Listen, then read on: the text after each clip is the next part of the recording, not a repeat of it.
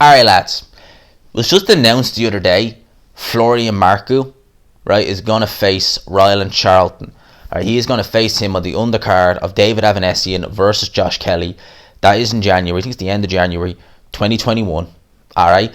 Now, I'm doing an early prediction video for this fight. Now, to be honest with you, like I had expected to see Marku in the ring quite quickly because his last fight wasn't a punishment fight. But honestly, I expected him to rematch the guy. Was it Jamie Stewart was the guy's name he fought?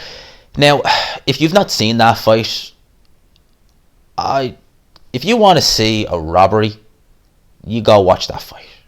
Because Florian Marku did everything but stop Jamie Stewart. I think that was his name, Jamie Stewart. And he did everything but stop the guy. Had him down in the second round. And somehow he got a draw. It baffled me.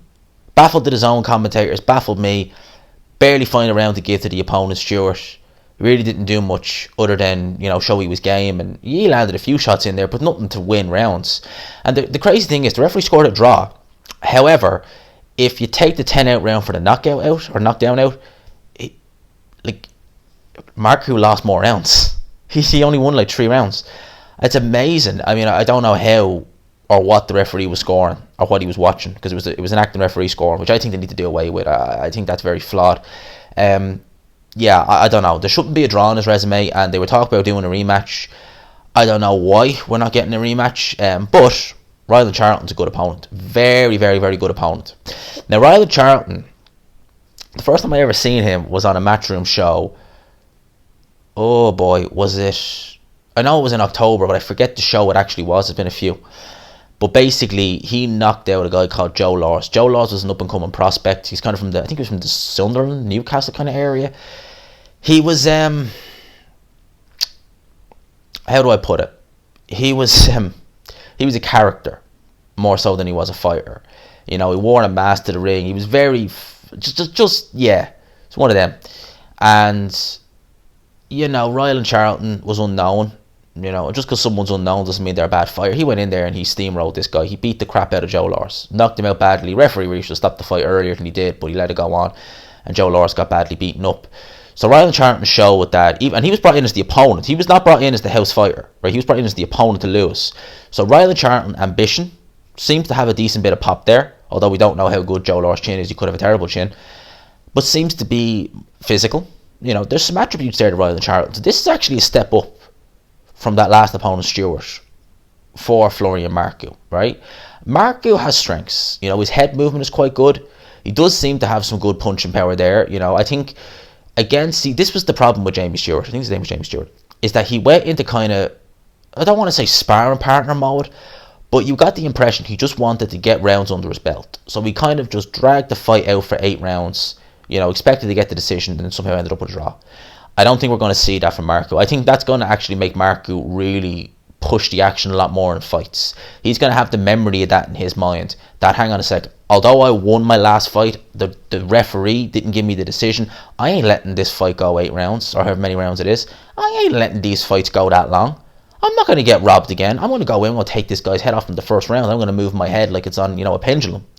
Right? You can tell with Marku, he's a Mike Tyson fan. Right, black trunks, moves his head a lot, bobs and weaves, a bit of the Customato Pickaboo kind of style in there. So you can kind of tell that he patterned it a bit off Mike Tyson. Even though it was a draw, Marku is interesting. For me, he's a very interesting prospect. A very interesting prospect. Albanian, but very interesting.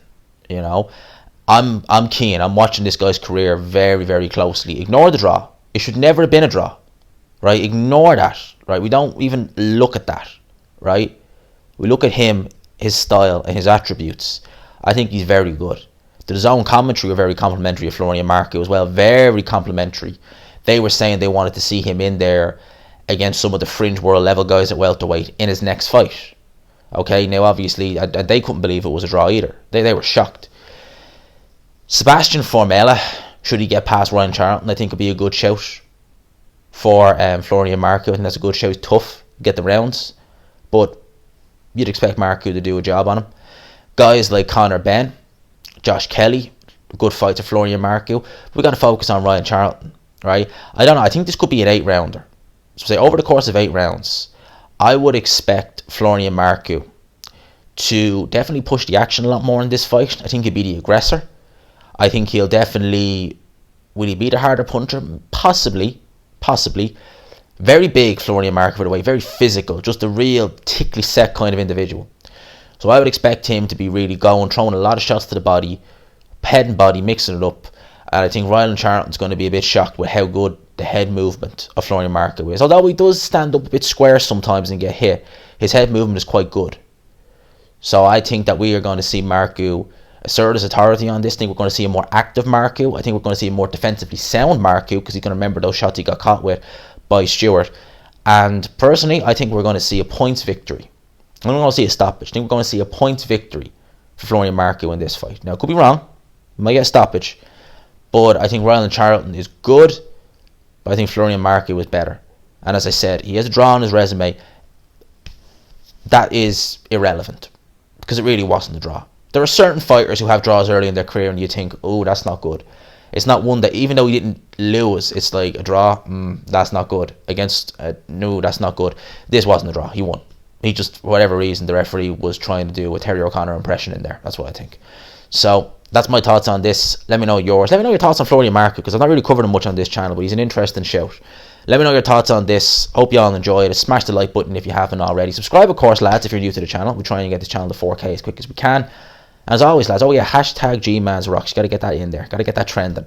Lads, I'll talk to you. Hope you're enjoying your Christmas, this Christmas Eve when this going up. Hope you're enjoying your Christmas as well. I'll talk to you, lads. Probably won't do any videos on Christmas Day. I'm not that bad. But I'll talk to you for now.